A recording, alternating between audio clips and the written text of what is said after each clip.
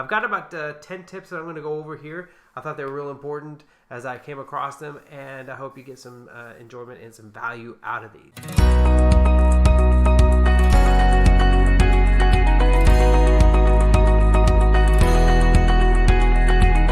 What's up, everybody? So today we're going to talk a little bit about grocery shopping. It's not probably the most favorite topic you're probably wanting to learn about, but it is something that does affect your budget. It is somewhere in your budget that you are overspending. You may not know it. So it's also one of those things that people have the biggest love-hate relationship with, right? I mean, I one of my pet peeves is going to the grocery store and coming back home and finding out, darn, I just missed that. Now I've got one or two items I got to go get, right? It's a love-hate relationship. I mean, going to the grocery store is a necessary evil, and we've got to control it because it's one of those things that if we get really good at, we can control our expenses and our spending. Also, depends on your goal, right? I mean, maybe you are trying to save for the next holidays that are coming up. November, December is coming. You know there's going to be some spending, a normal spending that's going to happen there more than other months. Maybe you didn't plan for it. So here is your chance to squeeze a little bit out of your groceries so you can have that extra spending money for the holidays. So number one, the first thing is to create a budget. It's really simple to say, but you really have to do it by doing one thing only and picking a number and going with it. Pick a number and go with it. What are you going to spend this month? What do you normally spend every month? What are you trying to spend every month? So let's say it's $400 a month. So split that up into however many times you go to the grocery store. Let's try to make that something you can put on a calendar and say, well, every Friday I know I need to go pick up items, and make that the day you go get everything on your list. That's something that I do at the house. I mean, I try to pick that one day to make my grocery runs on that day. Typically make it an enjoyable experience because, again, grocery stores are maddening. So if you can go when you're not there at the peak times, when you're having a fight for that last loaf of bread, whatever it is that you're trying to get, try to go and avoid those peak times. So pick a number and go with it. That is my first step. Step number one. Step number two is to plan your meals. And I've got an extra resource I'm going to put in my show notes for you to download. It's a meal planner. It's a template. You can print it off, put it on your calendar, or put it on your fridge, whatever you want to do. But it allows you to think of groceries in terms of meal planning. This is something that I did early on, and I think that hopefully that'll help you, is instead of going to the grocery store and just running down a list of just things you know you're always getting, like eggs and milk. Okay, those are staples.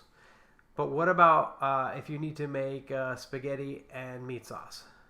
So having a list that has those items, instead of saying, well, oh, darn it, I've got cans of sauce at the home. I shouldn't have gotten it. That's the extra spending that happens.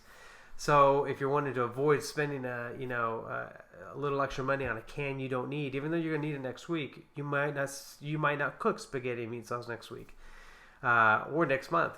So either way, by planning your meals, this allows you to shop, with intent, and that'll help you with your budget. Number three is to check your apps. Check your apps for coupons. Right? I mean, if you shop at Walmart, they've got one. Kroger's has them. Target. Most that I know right now, grocery stores have these, but those are the big ones that have like these special apps that allow you to shop the coupons. So it's really good is now that you have your list, what on your list is on sale? Well, get some more money saved in that way. And in fact, here's another tip about coupons. Guys, if you have a coupon, doesn't mean that you have to buy it. So don't make the coupon an incentive to overspend. I mean, don't use that coupon just because it's on sale. Doesn't mean you've got to buy it. Step number three, choose a small shopping cart. I used to think this was kind of weird. Not a lot of grocery stores have smaller shopping carts. What they'll end up having is a basket or a large cart. If you're a large family, this is a little bit harder to do. When we had our 6 kids living with us, that was going to be impossible. We had to have a large cart to shop for all that food. But what I've noticed now that we're just down to one more left in our house, yay, is that we can, or I can, when I do the grocery shopping, I can actually grab a small cart.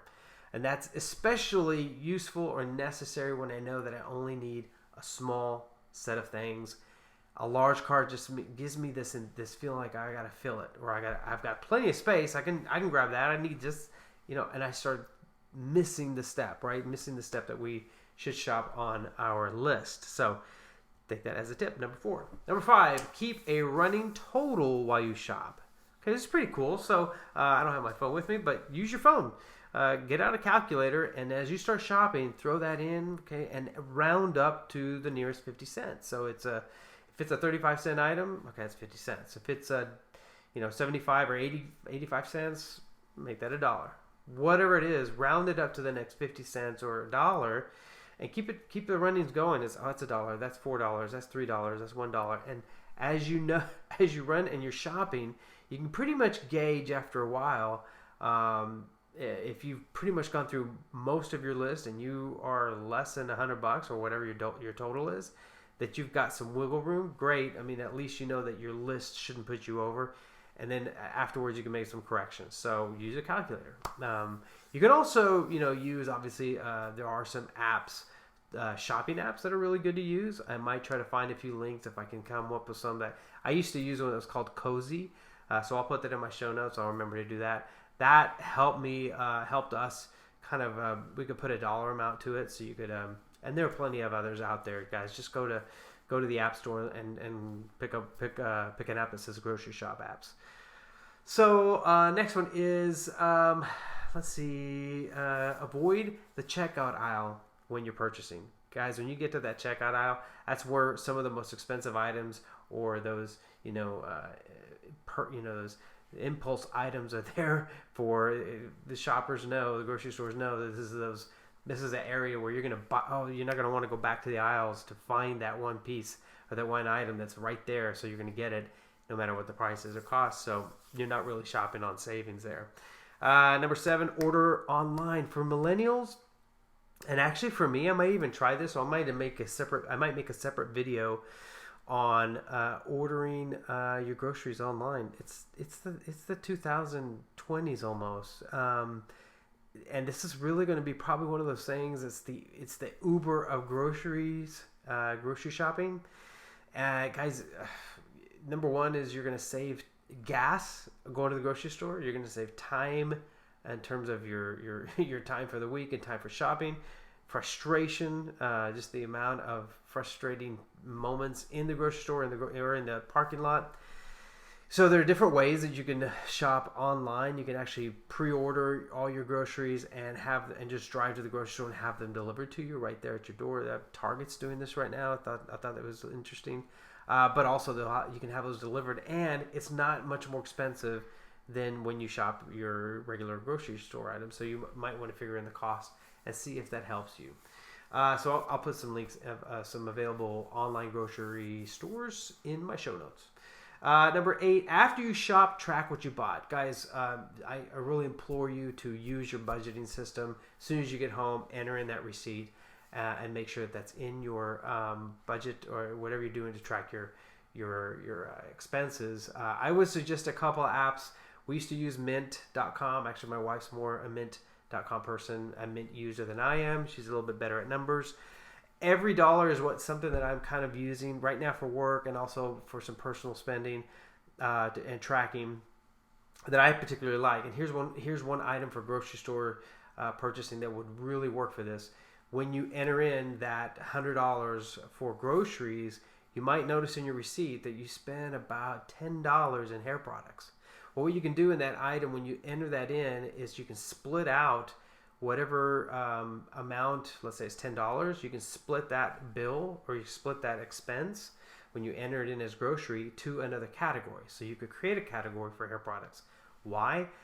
Because you might want to notice and start tracking throughout, as you start tracking your spending, how much you're actually spending in hair products or whatever other items you're because that'll give you a better idea of what you're really spending on food. Because you may think that $100 every month is food only. Well, it's not. It's not, because you're picking up a few extra items that are not foods. Okay, so give that a shot. Number 9. Sorry, I'm keeping out of track here, but number 9 is keep an eye on the expiration dates. This is an extreme frustration sometimes for me when we are shopping. When we were in our refrigerator, and I want to go grab something and start cooking, and it's expired. So let's say you grab some chicken, and the guys groceries know they know what they're doing. They're putting an item out in front that's going to expire soon. So when you're shopping, keep an eye on those expiration dates. Make sure that you're not getting something that's going to expire very soon, or if it is, make sure you use that right away. So in your meal planning, make sure to use that item that's going to expire soon early on within its expiration date, or put it in the freezer. Number 10, also, again, talking about freezers, is to freeze your leftovers. Guys, it happened whenever I was cooking for our large family. We would cook large quantities, right? A big bowl of pasta, whatever it was, stir fry, any of that stuff. Not everybody would eat the same portions, and sometimes people would miss a meal because of activities. And there were leftovers. And a lot of times the leftovers would be put in the fridge, and nobody would want to eat stir fry the next day, or maybe even within the same week. So those leftovers spoiled, and they got thrown out into the trash, as well as the money that was used to spend that, to buy it. So put it in a freezer container, freeze it, and maybe you can use it within a couple of weeks. That's my last tip. So I hope you enjoyed this. Guys, the budget's a huge thing. It's our direction towards future savings, future wealth. It's the only way that we can actually use what we're being, use our resources correctly and wisely so that we can get ahead and help others. Thank you for your time. Look forward for the next tip that we have coming up here in the next week. I'll be putting that out soon. Like I said, every week I'm going to be putting out for a while budgeting tips to help you with your budget. If you have any questions, love to hear from you and your commentaries. Let me know whether I should cover something in particular about budgets and what I could help you with. Have a great week. I'll talk to you soon. Bye.